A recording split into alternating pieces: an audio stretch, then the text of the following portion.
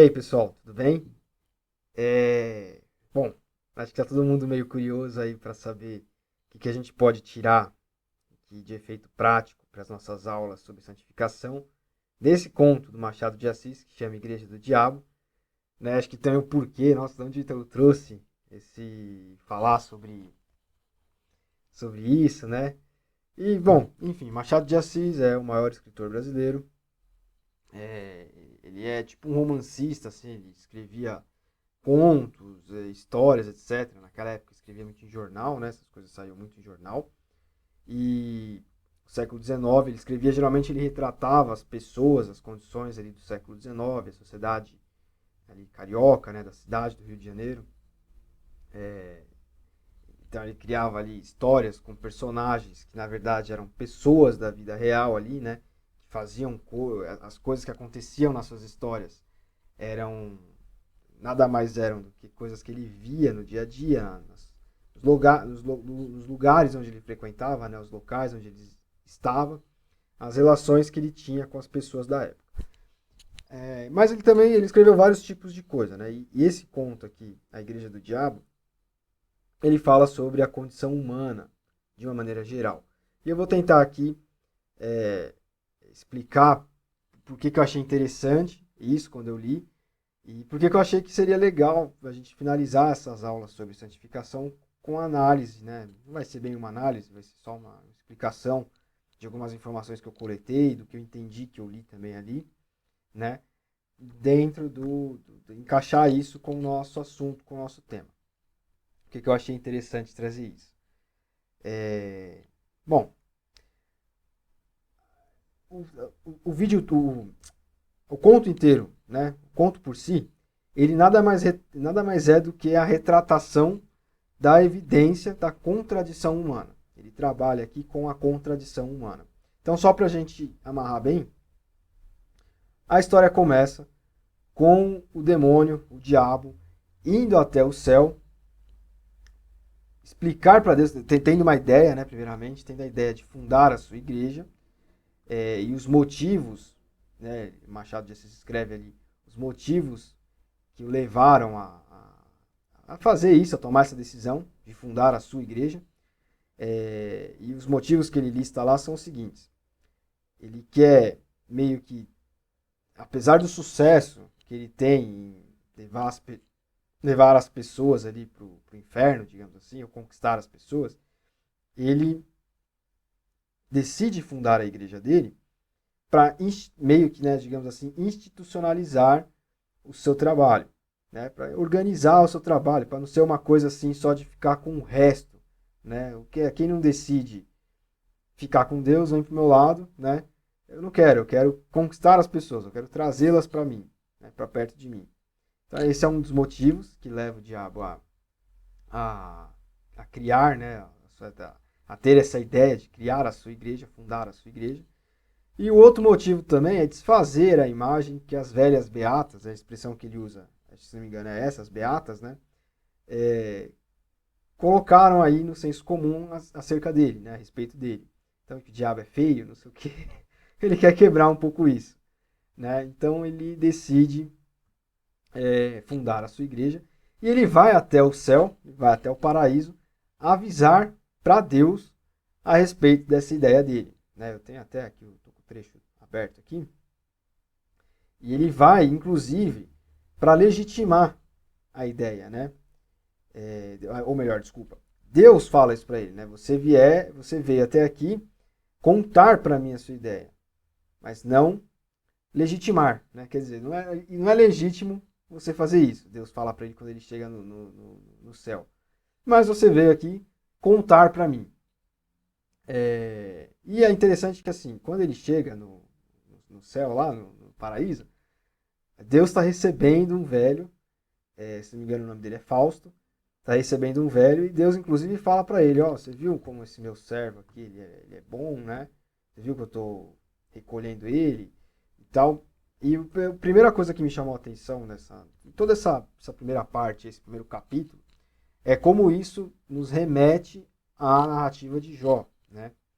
Jó é mais ou menos essa Jó é É uma história, né? Eu esqueci o nome que a gente usa aqui para esse tipo de escrito de Jó, mas é possível que Jó não seja uma história real, né? Mas sim uma espécie de um conto, né? Que traz uma lição em si. Então, aquele começo ali do livro de Jó, que o diabo vai se apresentar perante Deus e trava um diálogo ali, e Deus menciona Jó e tal, isso é muito parecido com o que acontece no começo dessa história, né? Machado de Assis cita ali, o diabo vai lá conversar com Deus, que aqui tem o pormenor dele querer apresentar a ideia dele de fundar a igreja, né? Mas ele vai até o céu conversar com Deus. Deus menciona alguém, Deus está recebendo ali a alma do Fausto, né, do personagem de Fausto, e fala como ele foi bom e tal.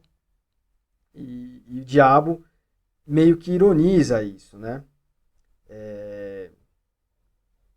Ele fala aqui, eu estou tentando lembrar, estou tentando achar aqui a parte que ele, que ele fala sobre esse esse velho que tá chegando ali no, no céu, né? Enfim. Aqui, Deus pergunta para ele, sabe o que ele fez, né? Com os olhos cheios de doçura, ou seja, com satisfação ali por ver o servo dele. E o diabo fala, não, mas provavelmente esse é um dos últimos que virão aqui ter convosco, né? Que não vai tardar, né? Que eu vou adiantar um pouco, não vai tardar para que o céu fique vazio, porque o preço de se chegar ao céu é alto. E ele vai, né, o diabo falando aqui, vai edificar uma hospedaria barata, vai fundar uma igreja. E que é tempo dele obter a vitória final, completa. E que ele vai dizer isso a Deus com lealdade, para que não seja acusado de dissimulação, né? E pergunta se não parece ali uma boa ideia. E Deus fala, ó, você veio aqui para me contar, não para legitimar, né? Não é legítimo isso. Você só veio aqui comunicar alguma coisa que você vai fazer. Enfim. E aí ele fala que, achei. Ele fala que o diabo fala sobre o velho que está chegando lá. Esse cavaleiro coloca aí em letras públicas, né? Ou seja, faz propaganda do que ele faz, né? Sejam aí dar roupas, botas ou qualquer outro tipo de coisa necessária à vida. Mas ele não quer se deter a coisas miúdas, né? O diabo diz aqui, ele quer trabalhar aqui com outras ações humanas que transportam piedade, né? Ele fala de procissão, de outras coisas aqui. E é bom até fazer um parênteses aqui, nesse conto, Machado de Assis ele não tá, ele se refere a religiões, né? O diabo ele quer esvaziar, né, as outras religiões, esvaziar o céu. Mas assim, o paralelo que a gente pode fazer com o cristianismo aqui é muito grande, né? Eu não pesquisei se o Machado de Assis era cristão ou não, é provável que sim, né? Não sei. Mas eu achei muito paralelo aqui, né? Muitos paralelos. Inclusive esse início nos lembra muito o início da narrativa em Jó. Isso é interessante, né? O diabo ele não vai até o céu falar com Deus, né? Isso é ali uma forma de se colocar, né? Se coloca dessa forma ali em Jó. E aqui o Machado de Assis traz um pouco disso no conto dele. E tem uma expressão que é usada aqui, que ela não é comum pra gente, porque ela é antiga, né? Que são as franjas de seda, né? Depois das franjas de seda, vem as franjas de algodão, né? As capas de algodão têm franjas, as capas têm franjas de seda, né? Franjas de algodão. A seda, ela é um produto mais nobre do que o algodão. Então, pelo que eu pude pesquisar, algumas roupas da época, elas eram de seda, né? Tipo o saiote, por exemplo, era de seda por fora. Por baixo ele tinha um outro material que era uma outra capa, né? Enfim, uma outra superfície que era de algodão, né? Um material menos nobre que a seda. E que as franjas de seda seriam substituídas pelas franjas de algodão. Isso é uma expressão meio confusa pra gente, né? Meio difícil de entender. Mas os vestidos por cima eram de seda, mas por baixo eram de algodão. E o que o diabo quer dizer com isso ali para Deus? Que, ó, por trás de toda a virtude, de toda a religiosidade das pessoas, de todas as expressões de piedade das pessoas, sempre vai haver um algo pior, né? Um mal por trás de todo bem, sempre vai haver um mal. Então, a expressão ela quer dizer mais ou menos isso, que quando as capas de seda fossem puxadas, apareceriam as de algodão, né? Apareceria a pessoa como ela realmente é, né? Por trás daqueles atos externos, né? E aparecer por baixo os pecados, no caso, né? Que a gente está tratando dos pecados, né? Que a partir das virtudes o diabo faria aparecer o pecado. É mais ou menos isso, né? A hipocrisia humana. É mais ou menos isso que ele quer dizer quando ele usa a expressão aí das franjas de algodão, das franjas de seda, né? Depois você pode até reler o texto. Não é muito longo, né? Acho que tem umas 4 páginas. O meu aqui tem 4 páginas. Então dá para ler rapidinho. E aí quando você passar por essa expressão, você fica com isso em mente. Ele está querendo dizer ali o seguinte, ó. Por trás das boas ações, né, há pessoas que não têm essas boas ações. Enfim, para a gente acelerar o processo aqui. O diabo conta para Deus a ideia dele, Deus não proíbe ele de fazer, mas assim, há um tom de ironia, né, e até além do desprezo, é claro, em toda essa narrativa, todo esse diálogo de Deus com o diabo. E Deus fala para ele, você é um velho retórico, né? Não é retórico a palavra que ele usa. Deixa eu ver aqui, eu vou ter que pegar a palavra. Isso é isso mesmo, velho retórico, murmurou o Senhor. Ou seja, você fala demais, né? Então é um diálogo assim bem humano que ele coloca aqui, apesar dos seres, né? Deus e o diabo. Enfim, o diabo fala que é um ser que nega tudo, né? Que ele nega tudo, etc. E que quando ele vem para no capítulo 2, quando ele vem aqui para a Terra, capítulo 3, melhor dizendo, ele não perde um minuto. Ele começa já primeiro ele se coloca como um ser diferente, né? Não, ele não esconde, né? Isso fica bem claro aqui, ele não esconde que ele é o diabo. Ele só se apresenta de uma forma, ele se apresenta de uma forma apresentável, né? De fato. Ele se apresenta de uma forma amigável, amistosa, né? Quebrando ali o paradigma do diabo chifrudo, feio, mau, do rabo grande, do tridente. Né? Mais ou menos é essa a ideia que quer passar. E rapidamente ele consegue ali espalhar a doutrina dele entre as pessoas e rapidamente consegue, de fato, muitos adeptos para a sua nova religião, para a sua igreja, a igreja que ele estava fundando. Né? O capítulo 3 começa falando disso. E o capítulo 3 ele vai tratar sobre justamente os pecados capitais. Né? Por exemplo, no terceiro, no quarto parágrafo, ele vai falar assim, as virtudes aceitas, né, deveriam ser substituídas por outras, que eram as naturais e legítimas. Aí você lembra do que a gente falou lá, dos pecados carnais que já estão dentro da gente, que são naturais e são legítimos. Legítimos em que sentido? São coisas em que todos nós vamos tropeçar uma hora ou outra, né? São coisas que estão dentro de nós. E aí ele menciona aqui a soberba, a luxúria, a preguiça foram reabilitadas. Assim também a avareza, né? Que declarou não ser mais do que a mãe da economia. Né? Ou seja, a avareza, ela é ali a economia em si, né? Ele vende essa ideia. E a diferença da mãe, né, da avareza com a filha. Né? A ira tinha a melhor defesa na existência de Homero. Então ele usa aqui alguns textos antigos, né, históricos, para justificar a ira. Né? Diz aqui, sem o furor de Aquiles não haveria a Ilíada. Né? E aí ele cita um pedaço aqui. Musa canta a cólera de Aquiles. Cólera, né, a ira. Filho de Peleu, etc. O mesmo disse da gula, que produziu as melhores páginas de Rabelais. Deve ter uma pronúncia que eu não vou saber falar aqui, né?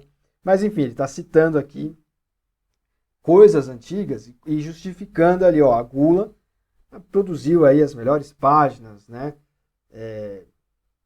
De um conto aqui, a virtude superior. Né? Ninguém se lembra das batalhas, mas das suas ceias, a comemoração, né? Depois ali, então, a gula é o que realmente os fez imortal, né? O personagem aí da história que ele cita. Mas, ainda pondo de lado as razões de ordem literária ou histórica, se ele está citando aqui grandes histórias e justificando ali a ira, na verdade a ira foi ali uma virtude de Aquiles usada para combater, né? A gula, ela era a comemoração das grandes guerras, né? Quem negaria que era muito melhor sentir na boca e no ventre os bons manjares, né? Pela sua parte, o diabo prometia substituir a vinha do Senhor, né, uma expressão metafórica, pela vinha do diabo. Não faltaria aos seus os frutos das mais belas cepas do mundo. Quanto à inveja, pregou friamente que era a virtude principal, a origem das propriedades infinitas, virtude preciosa, que chegava a suprir todas as outras, e o próprio talento. E aí coloca aqui, Machado de Assis coloca aqui, as turbas corriam atrás do diabo entusiasmadas. O diabo incutia-lhes a grandes golpes de eloquência, ou seja, de maneira, uma boa fala, né, dando bons argumentos, toda a nova ordem de coisas, trocando a noção delas, né, fazendo amar as coisas perversas e detestar as sãs. Como eu falei agora, ele justifica a ira ali, através de uma grande batalha, um grande feito de Aquiles, e fala, na verdade a ira é boa, a ira levou Aquiles a guerrear, a combater, a ter força, né? E aqui vou citar o último. Nada mais curioso, por exemplo, do que a definição que ele dava à fraude, né? Chamava-lhe o braço esquerdo do homem, ou seja, dizia que a fraude tinha que andar junto da pessoa. O braço direito era a força, o braço esquerdo era a fraude. E concluía, muitos homens são canhotos, eis tudo. Ora, ele não exigia que todos fossem canhotos, né? Ele não era exclusivista, mas que alguns fossem canhotos, outros destros. Ele aceitava todos, menos os que não fossem nada. Então ele aceitava os fraudadores e aceitava os fortes, né? A demonstração, porém, mais rigorosa e profunda disso foi a venalidade. Um casuísta do tempo chegou a confessar que era um monumento de lógica. A venalidade, disse o diabo, era um exercício de um direito superior a todos os direitos. Se você pode vender a sua casa, o seu boi, o seu sapato, o seu chapéu, coisas que são suas, né, por uma razão jurídica e legal, mas que, de todo modo, estão fora de você, como você não pode vender a sua opinião, o seu voto, a sua palavra, a sua fé, coisas que são mais do que suas, porque são a sua própria consciência. Então, o que o diabo estava convencendo as pessoas aqui, os fraudadores? Se você pode vender um celular, que é uma coisa que, enfim, tá longe de você, né? Hoje é sua, amanhã não é mais, que dirá a sua opinião, seu voto, a sua palavra, coisas que são só suas. Isso é seu, ninguém tira de você. Então você pode vender, né? É mais ou menos essa lógica que o diabo estava usando aqui para fazer com que as pessoas ficassem imorais, né? Está aí pervertendo a moral. É isso que ele está fazendo. Está dizendo, se você pode vender um bem, algo que hoje é seu, amanhã não é mais, muito mais ainda você pode vender a sua opinião, o seu voto, algo que é seu, que está dentro de você, né? Enfim. Deixa eu ver se tem mais alguma coisa legal para a gente comentar rapidamente aqui. Então o diabo descia, subia, examinava tudo, retificava tudo. Está claro que o diabo combateu o perdão das injúrias e outras máximas de brandura e cordialidade. Ele não proibiu formalmente a calúnia gratuita, mas induziu as pessoas a exercê-la mediante retribuição, né, pecuniária, né, pecuniária ou de outra espécie, pecuniária em dinheiro, né? Nos casos, porém, em que fosse uma expansão imperiosa, né, da força imaginativa e nada mais. Ele proibia receber nenhum salário, pois equivalia a fazer pagar a transpiração. Todas as formas de respeito foram condenadas por ele, como elementos possíveis de um certo decoro pessoal e social e pessoal. Com exceção, todavia, da única do interesse, né? A não ser quando houvesse interesse. Então isso era permitido quando houvesse interesse da parte da pessoa em ser cordial, etc. Mas essa mesma exceção logo foi eliminada, pela consideração de que o interesse, convertendo o respeito em simples adulação, era este sentimento aplicado e não aquele. Ou seja, na verdade, ele criou uma exceção para a regra aqui de se falar mal, né? Você poderia, ou melhor, ser cordial. Você poderia ser cordial, né? Quando você tivesse interesse em ser cordial com a pessoa, respeitoso, educado. Há um interesse nisso, então você pode ser. Mas ele logo mudou de opinião. Ele falou, não, peraí, isso daí é adulação. E adulação é um sentimento que não é cordial. É adulação, né? Puxa-saquismo, é isso que ele quis dizer. E aí, o diabo então consegue aí a proeza de espalhar essas ideias, essa doutrina entre os homens, né? Entre as pessoas. Só que aqui o conto, ele trata da contradição humana, né? A evidência da contradição humana. O ser humano ele tenta ser bom, né? Ele não consegue ser 100% bom e 100% mal. Né? Ele se aproxima de uma coisa e ele falha, ele erra, né? Então ele está sempre entre uma coisa e outra. É a imperfeição humana, é a natureza inconstante do ser humano. É disso de que se trata. Então, no último capítulo, ele vai tratar sobre a decepção do diabo com os seus servos, os seus súditos. Né? O que ele está querendo dizer aqui? Né? O que ele está querendo passar? Vai acontecer com o diabo a mesma coisa que acontece com Deus. Deus quer que nós busquemos a perfeição, que nós andemos em caminhos retilíneos, né? Que nós não erramos, que nós não caiamos, que nós não pequemos. Mas acontece que nós caímos, nós erramos, nós pecamos. E Deus, ele está sempre disposto a nos perdoar, redimir e nos manter próximos dele. E isso é um sentimento que o diabo não tem, não pode ter. Porque ele é o diabo, ele é o mal. Então o diabo ele não tem essa capacidade de, não, tudo bem, filho, você transgrediu a minha doutrina, enfim, pecou contra mim, digamos assim, vamos usar essa expressão, mas eu te permito que você se corrija e continue aí. Não, o diabo nunca seria assim, o diabo, né? Não pode ser, ele é o mal. Então aí está uma diferença grande. Porque o que acontece? O diabo começa, ele vai citar, não vou ler para não ficar cansativo, mas o diabo começa a ver ali um cara que enganava os outros quando vendia camelos, né? Ele cita aqui esse exemplo, a usar o dinheiro para ajudar algumas pessoas. Um droguista, ele cita um droguista de Levante, né? Provavelmente a pessoa que vendia assim, substâncias, né? Faziam mal de alguma forma, a pegar o dinheiro que ele recebia disso e ajudar os filhos dessas pessoas, desses viciados. Né? Ou seja, o diabo estava vendo o quê? Pô, estou ensinando os caras a serem maus, a destruir, eu estou tentando destruir as virtudes neles, né? Transformar as virtudes em coisas ruins e transformar os pecados capitais, a ira, a gula, etc., em coisas boas, e dar uma aparência de coisa boa nisso. Só que os caras estão pegando o que eu estou falando, que estou ensinando para eles, que é ruim, e transformando em boas ações, né? Em caridade, etc., amor ao próximo. Eu não estou conseguindo. É essa a conclusão que ele chega. Fala, eu não estou conseguindo perverter as pessoas 100%. Porque o cara que está fazendo mal, ele, tudo bem, está fazendo mal, né? Ele está lá vendendo droga para as pessoas.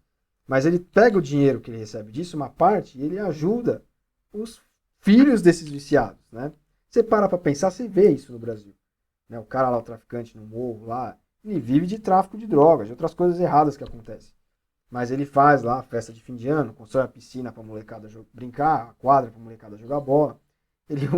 Ninguém está justificando, né? Mas ele usa o dinheiro errado que chegar na mão dele para fazer uma benfeitoria para a comunidade ali, para as pessoas, para o bairro, etc., para as crianças. Faz festa de fim de ano, dá doce.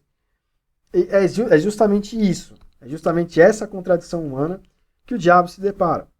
Só que o diabo não sabe lidar com isso. O diabo não é amor, como Deus é amor. Então Deus consegue nos enxergar no erro, nos perdoar, se nós pedimos perdão, claro, né? E nos aceitar novamente. O diabo é incapaz de fazer isso. O que o diabo vai fazer? Vai lá falar com Deus. Né?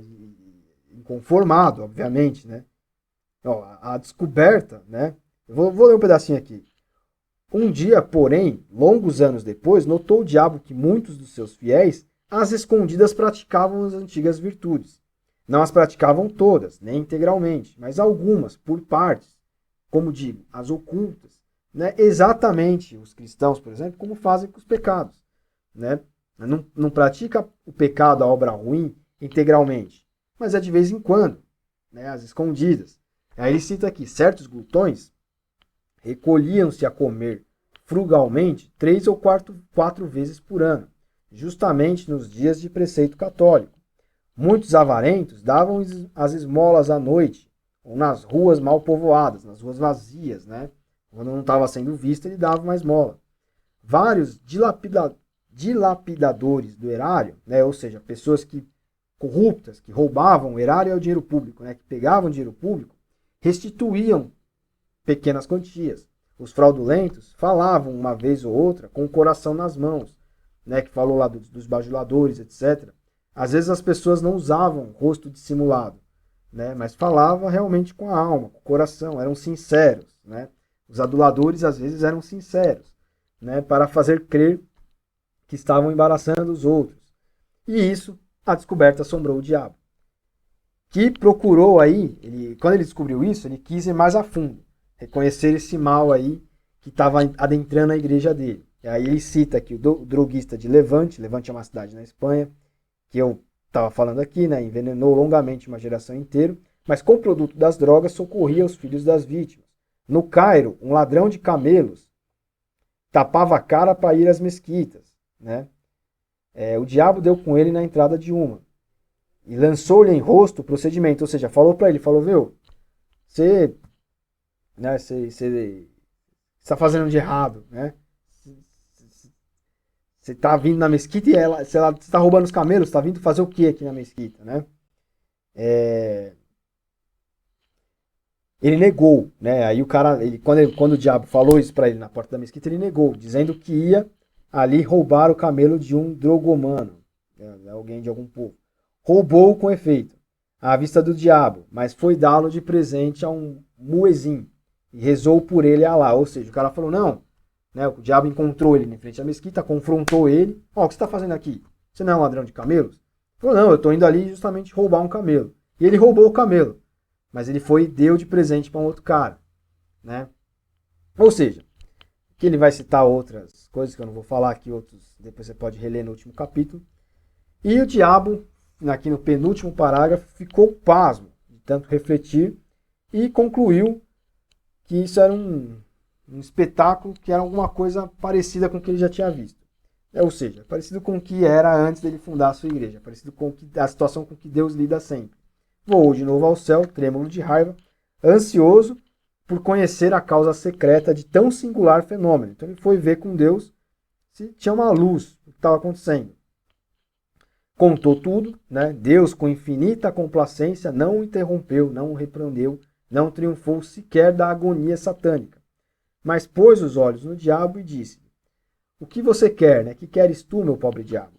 As capas de algodão têm agora franjas de seda, como as de veludo tinham franjas de algodão. O que você quer, né? Que queres tu? Essa é a eterna contradição humana. Ou seja, a situação se inverteu, né? Agora a capa de algodão tem a franja de seda, como as de veludo tinham franjas de algodão. Ou seja, agora as más ações se transformaram em coisas boas, né? Quando as boas ações também tinham coisas ruins antigamente, antes. Então é a eterna contradição humana, né? Então quando a gente fala do processo, aí vamos trazer para o nosso tema aqui, que já falei demais do conto. Quando a gente trabalha a santificação, é mais ou menos isso que acontece, né? Nós somos seres falhos, nós vamos errar, nós vamos falhar, né? Qual é a diferença intrínseca entre Deus e o diabo aqui? O diabo não teria jamais capacidade de perdoar, digamos assim, alguém que infringiu a sua doutrina. Tanto que ele faz o quê? Ele joga na cara do... Quando ele encontra o cara na porta da mesquita, o que ele faz? Ele falou, você aí, você está descumprindo uma coisa que você não deveria. Você deveria roubar o camelo. O que é isso? Isso é exatamente o que as pessoas fazem dentro da igreja, né? Pô, você está fazendo tal coisa, está errado. Quando, na verdade, todos nós estamos na situação de igualdade. O diabo ele era tão mal quanto... Ele é tão mal quanto aquele cara que ele estava acusando ali. O cara falou, não, eu não estou descumprindo, eu vou fazer o que é certo. E fez o que era errado, né? Perante a doutrina do diabo, claro. Roubou o camelo, mas deu para um cara, ajudou, né? Foi solidário com uma pessoa que precisava de um camelo, embora tenha roubado. Então a ação má se tornou uma ação boa no fim das contas.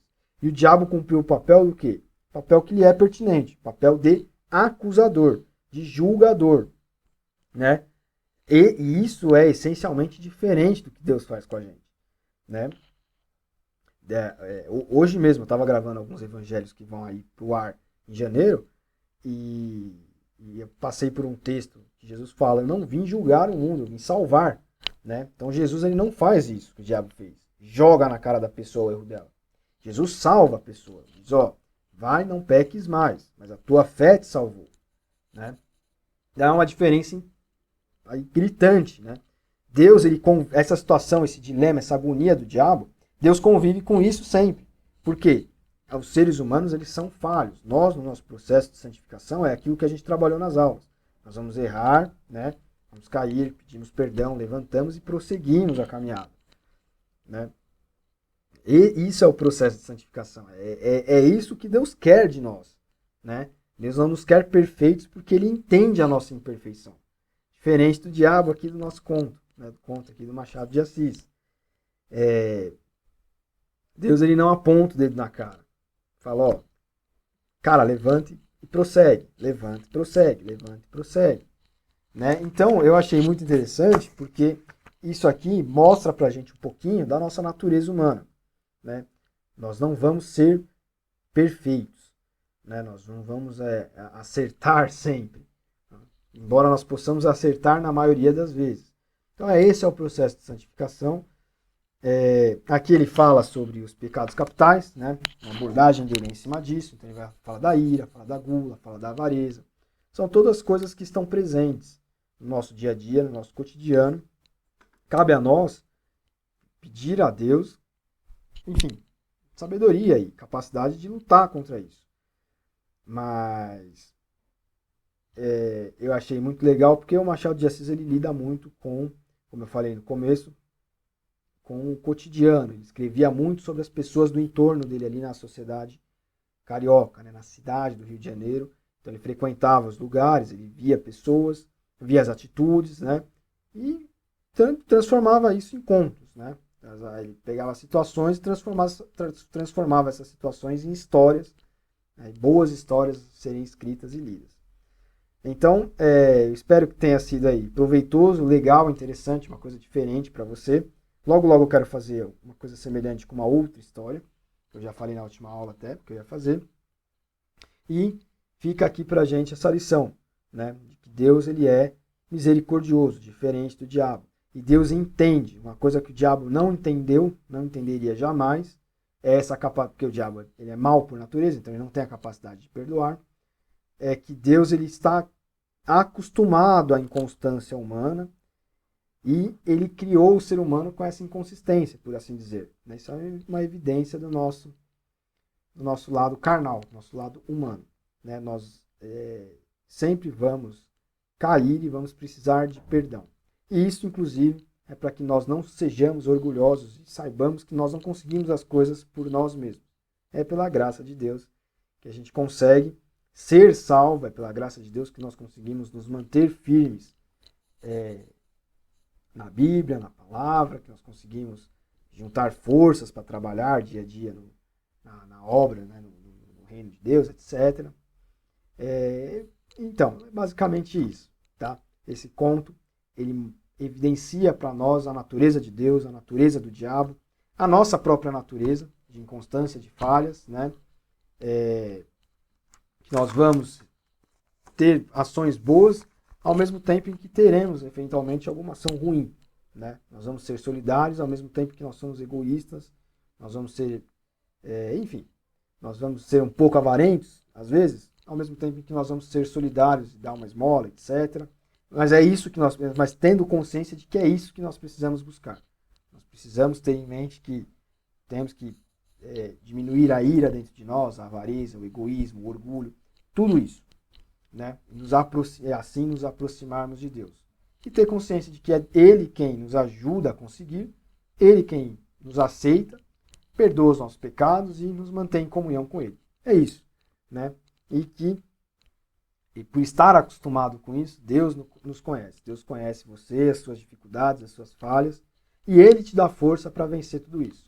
Tá certo? Então, Bom, se você achou esse vídeo legal, curte aí, compartilha, enfim. Essas mesmas coisas que a gente sempre fala aí das redes sociais, que são também necessárias. E espero que tenha sido agradável, que tenha sido interessante você ler isso daqui, tentar entender esse conto do Machado de Assis, e que tenha agregado aí um pouquinho, tenha sido divertido aí a gente, sei lá, trabalhar um texto aí que não tem nada a ver com Bíblia, nem com, né, aparentemente aí com cristianismo, nada assim, para a gente ter um pouco dessa noção de quem realmente nós somos, de quem realmente o demônio é. Ele não tem capacidade de perdoar, ele é o acusador, né? Como as pessoas que têm essa prática precisam tomar cuidado, o orgulhoso, aquele que aponta o dedo para os outros, aquele que julga, tem que tomar cuidado, porque essas são as atitudes de Lúcifer, né? Lúcifer caiu dos céus para as profundezas do abismo, porque foi o orgulhoso vaidoso. Tá certo, pessoal? Adão e Eva pecaram porque que acreditaram, né? Foram orgulhosos, acreditaram que poderiam ser como Deus. Enfim, isso seria um tema para um outro vídeo. E qual é a natureza de Deus também? Deus reconhece, Ele sabe que nós somos falhos, por isso mesmo Ele nos aceita quando nós pedimos perdão no nosso processo de santificação. Nós temos a nossa parte, mas até certo ponto só, porque chega um determinado momento que é Deus quem vai agir e vai fazer as coisas acontecerem em nós. Certo, pessoal? Então, com isso eu me despeço. Semana que vem temos aí um novo tema aqui no Aprendendo com a Bíblia, nosso canal no YouTube, e Brave, Tremembé, tá certo? E, novamente, peço que você curta e compartilhe esse vídeo. E aí que você tenha um Feliz Natal, uma boa passagem de ano, tudo corra bem aí nesses dias e que a gente comece 2022 com tudo, se Deus quiser. Tá certo, pessoal? Então, um beijo no coração de cada um. A gente está lá no nosso grupo de estudos, abertos para que você dê sua conclusão, fale alguma coisa, faça alguma pergunta, que é uma satisfação para a gente aí estar caminhando junto. Tá bom? Beijo, pessoal. Até a próxima.